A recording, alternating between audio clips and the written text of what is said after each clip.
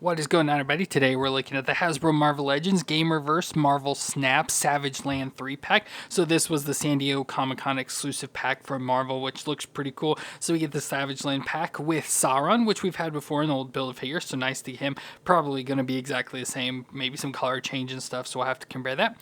And then figures to go along with him is first we have Shanna the She-Devil, so awesome to get her, especially since we got Khazar not too long ago, so she goes perfectly along with him. And then we also have Rogue from the Savage Land, so Rogue in her all torn up skimpier outfit there. That, of course, people love that design, so not surprising they gave us that design in Marvel Legends, but pretty cool to get this 3-pack here. If we spin around in the back, we can just see the character designs, which is pretty cool in these card-like designs, I assume from the Marvel Snap. I've never played that game before, so don't really know, but of course they are the figures just sort of posed up there for that design, but look pretty cool. So awesome overall for this 3-pack that I'm excited for. So let me get them open out of the box and we'll take a look at them together.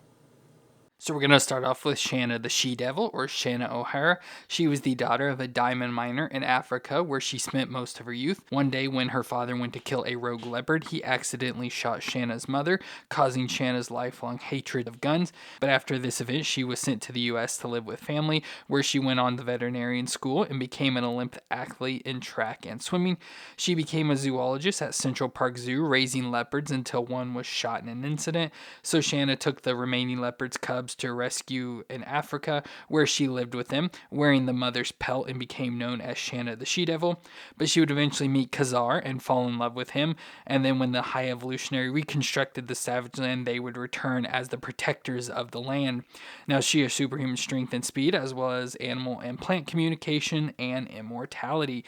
So cool to get her to go along with our Khazar. So of course she just looks like a primitive woman, so wearing, a bunch of like pelts and fur and stuff as her clothing, but looks good. Now I like overall the figure design and the idea that we got the figure. I just think the execution is sort of weird, especially with her hair, the way they have it designed. It just makes her head look very awkward and big and stuff, especially with the hair blowing in the wind. But just something going on up in here just looks kind of awkward for her, so I don't like it as much. But the face itself looks good, nothing wrong with the face at all. Looks perfectly fine there. But as I said, just that blonde hair blowing in the wind just kind of looks awkward. And as I said, she's got more of the fur clothing and stuff, so she has the upper top piece there. I love how it just has the strap on one side, and of course dark on the outside, lighter color on the inside, so that's pretty neat. And then she has the loincloth design as well, with a little bit of strap coming over here to hold some of the weapons. She's got a band around her bicep and around her forearms as well, and then she has the fur boots there on her feet with the furry top. So of course reminds me of a He-Man character and everything, but just looks good overall with the design here for Shanna. Like I said, just that hair is the only issue.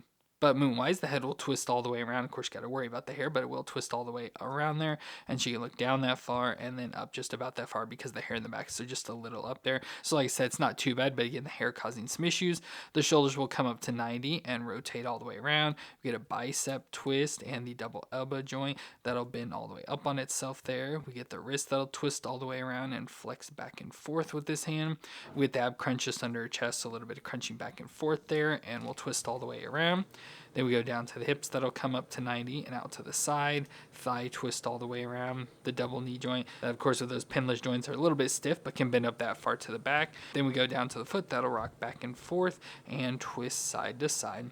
It's not too bad for movements, not the best movements ever. And I do also have an issue of her arms sticking out of the side, they just hit the side of her body there and stick out far from the body, so that gets quite annoying as well. So it doesn't sit the best there either. So not sure what's going on with the figure. I don't really, haven't really noticed that with figures in the past and why her arms stick out that far, but it's obviously if we get her posed up and stuff, it won't be as noticeable. But for accessories, we do get some additional hands, so she has 2 fist hands on there, so we get some additional grip hands, which we'll probably be using, as well as some additional the magic hands or whatever that I always call them. So let's go and switch to the grip hands. And with those grips, we can give her some weapon accessory she comes with. So first she comes with a knife. So we get this knife, which we'll get one very similar with Rogue as well. Or I guess you could call it a sword. I think it's more of a knife to me, or a big knife, but looks good with that design. Like I said, there's this thing here on the side of her belt. So we can actually take this and slide it down in there just to have it stored on the side of her belt if we want to have that, or we could put it into her hand. I think I'll just have it hanging on her belt for now. She also comes with a spear. So again, with the primitive design, get a nice spear there with the stone spear at the end of it, all wrapped onto the stick there, so that looks good. So we can obviously just take this and slide it into our hand. and she can hold on to the spear like that. And then she also comes with a gun. Now I think it's weird because the thing I read is that she doesn't like guns, but it's weird she came with a gun, and it did look like from the packet is included with her, but obviously we could give it to Rogue or whatever.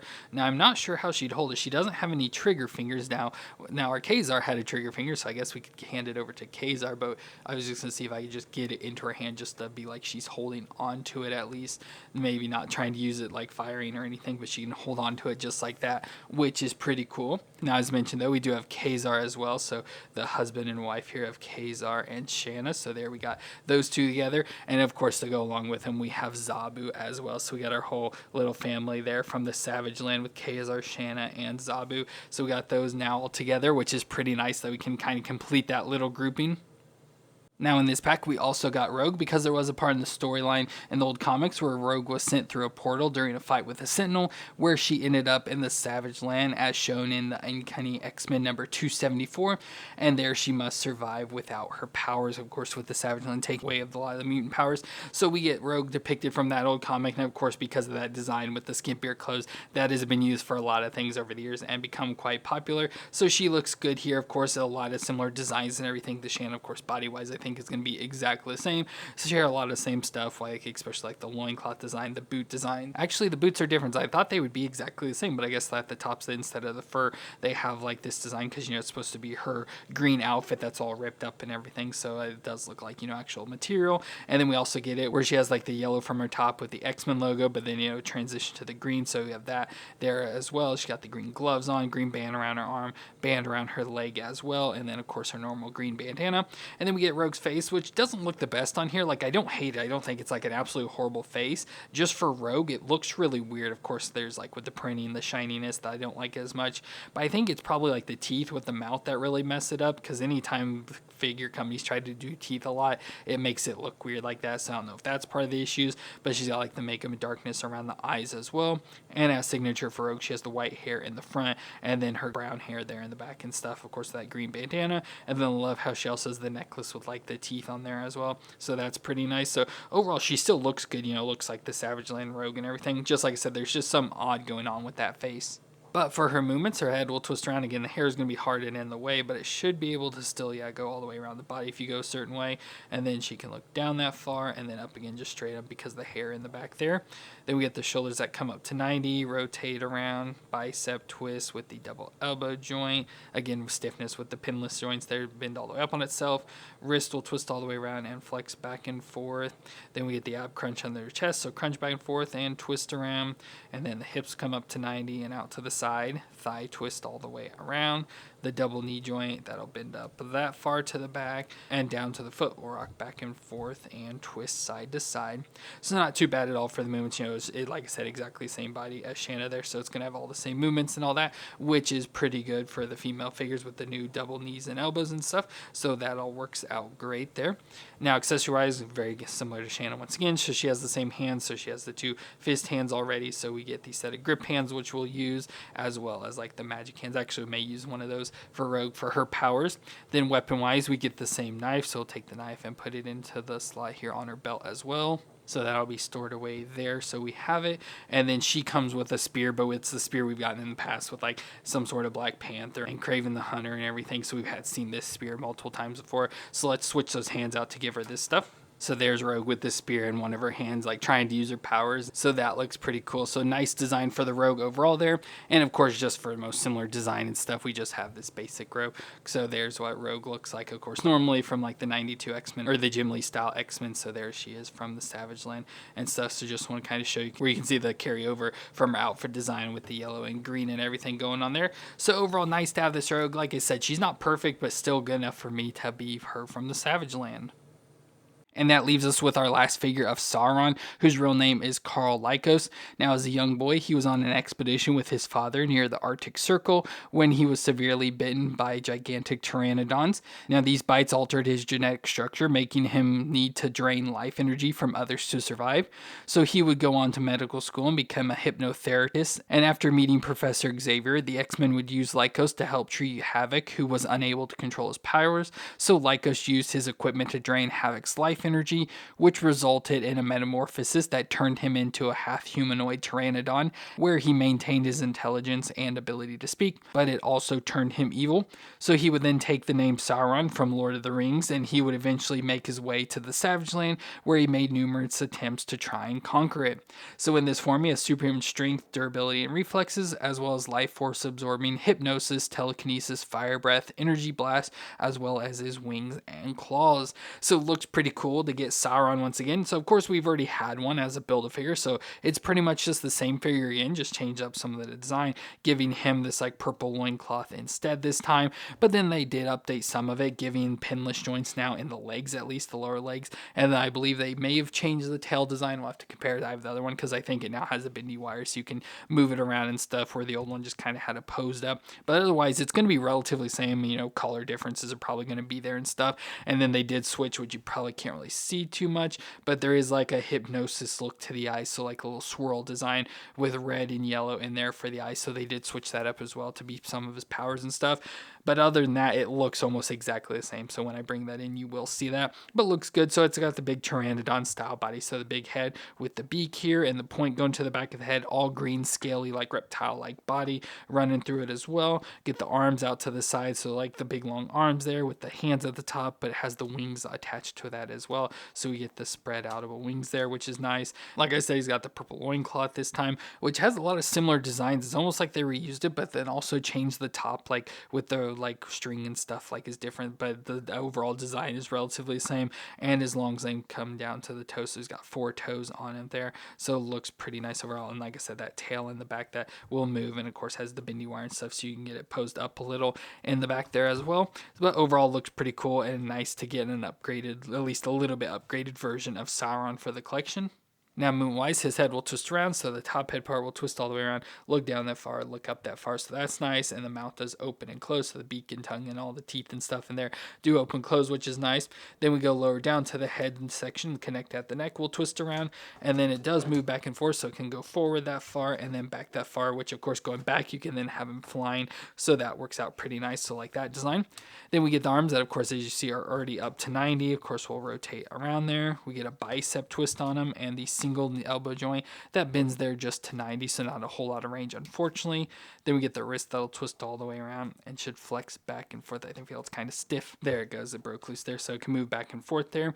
And then of course we get the wing sections as well, so this part can move in and out. And then especially as you do like the elbow there, you get the lower section, so the 3 different sections of the wings all on his arms there that you can sort of kind of get adjusted and stuff however you want the arms. Then we go to the ab crunch, so he'll crunch back and forth, not a whole lot there, just a little bit of crunching, and we'll twist around there as well. Then we go down to the hips, that'll come up towards 90, yeah, about to 90 there, and out to the side. Thigh twist all the way around. This double knee joint that'll bend up. Of course, it's pinless joint, so it's going to be all stiff and everything, but can bend up that far to the back, which isn't bad at all. And then down to the foot, rock back and forth and twist side to side. And then we go to the tail in the back, so the tail can move up and down there, so it can move there. Of course, twist around as well. And like I said, it has the bendy wire, so you can kind of get it posed up a little, however you want there. Maybe help him stand in the back and stuff by an extra balance piece. But overall, works out pretty nice and looks good and everything. Of course, love the design, getting the arms spread out there. Like I showed how we can get him to look up. We need a flight stand now to be able to put him on, so it can be like flying in the air and stuff, or hang him from the ceiling or whatever. But looks pretty cool overall, and like the design for Sauron here. But he does come with an accessory as well, part of his hypnotic eyes. So with these beams that can shoot out of his eyes or whatever, so you can attach it. It kind of clips on to the nose holes here on each side, so it's like they're shooting out of his eyes. So it just kind of clips on his nose, and like I said, into those nose holes. So it's like his hypnotic beams are shooting out. So you get that, which looks kind of weird and funny. Like if you see it more from the top here, it doesn't look as bad, but you just see it straight on or whatever. It just kind of looks like he's got really weird sunglasses on or something. But there we've got our new Sauron from this pack, and of course I'll bring in the old Build-A-Figure Sauron so you can see it. Like I said, there's probably going to be some color changes, like it doesn't seem too noticeable, but they're definitely there. They switched out some of the body, so they switched like the midsection here. Like I said, probably some head design with the colors, especially the eyes, they switched out. Like I said, the loincloth was this brown one, like they changed up some of the ropes. Of course, doesn't have all these extra little pockets and stuff attached to it, but overall the design does seem relatively the same, or similar at least. Switched out the legs, like I said, for these new pinless joint ones, but overall very similar overall. The only thing is just with this old old one, the joints are weak and stuff, so he kind of like flops around easily, but still nothing wrong with this at all. Oh, and then his tail in the back, yeah, it's just a posed up one, which actually I don't mind. Like, it seems to sit, you know, almost right in the perfect position of where we need to help balance him in the back and stuff, so no real issues with that or anything. But definitely this new one is upgraded stuff, you know, not a whole lot to it, but it is the better out of the two. So I guess if you like the purple pants, this would definitely be a much better upgraded. Well, that's be it for our Marvel Legends Gamerverse Marvel Snap Savage Land 3-pack from San Diego Comic-Con this year. Overall, it's a pretty cool pack. Really nice to get Shanna the She-Devil. That's obviously the biggest reason why we got this, to have her to go along with our Kazar. The Rogue is cool, you know, not necessary, but cool. And of course, like I said, not surprised at all. That's kind of a big famous look for Rogue, so that we finally got Marvel Legends, not surprising at all. And coming with Sauron, a new version. Like I said, not too much upgraded, but he is upgraded a little, so it does make him a little better there. So hopefully he'll be able to replace our old one with, like, especially movements and held up better and everything, but still looks good for that version of him. And overall, a pretty cool 3-pack here for San Diego Comic-Con. So let me know what you thought of these 3 down in the comments, and if you enjoyed my review, let me know with that like and hit the subscribe button to see more. But I want to thank you all for watching. I hope you all stay awesome out there, and I'll see you in our next review.